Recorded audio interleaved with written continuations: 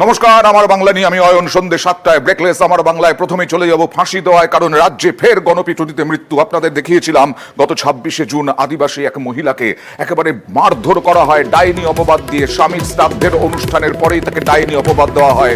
সেই মহিলার আজ মৃত্যু হয়েছে। কথা বলবো প্রতিনিধি বিশ্বজিতের কাছে। বিশ্বজিৎ, গোটা পরিবেশটা কিরকম এই মুহূর্তে?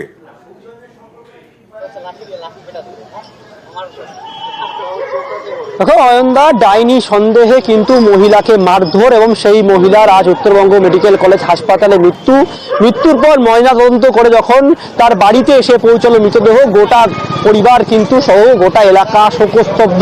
মূলত তুমি জানো যে বিজ্ঞানের যুগ, আর বিজ্ঞানের যুগে এখনো কিন্তু সেই ডাইনি অপবাদ যা ঘিরে কিন্তু এখনো প্রায় শোরগোল এলাকা।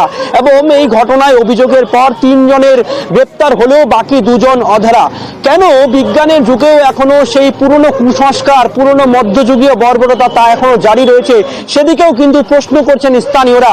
তবে পুলিশ ঘটনা তদন্ত করে ইতিমধ্যে 3 জনকে গ্রেপ্তার করেছে এবং 2 জন কিন্তু এখনো অধরা রয়েছে।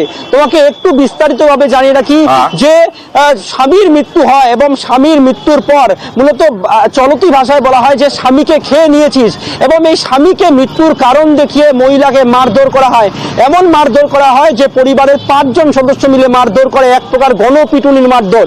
সেই মারধরের পর সেই মহিলাকে তার ভাইয়ের বাড়িতে ফেলে দিয়ে আসা হয় এবং এই বর্বরতা নিপীড়তার জেরে তার ভাই কিন্তু সেই মহিলাকে উত্তরবঙ্গ মেডিকেল কলেজ হাসপাতালে একদিকে যখন ভর্তি করে, তেমনি গোটা ঘটনায় ফাঁসি দেওয়া থানায় অভিযোগ করে এবং অভিযোগের পর গত 2 তারিখ কিন্তু 3 জনকে গ্রেপ্তার করে। গোটা ঘটনার ফাঁসি দেওয়া থানায় তাদের কঠোর শাস্তি হওয়া উচিত।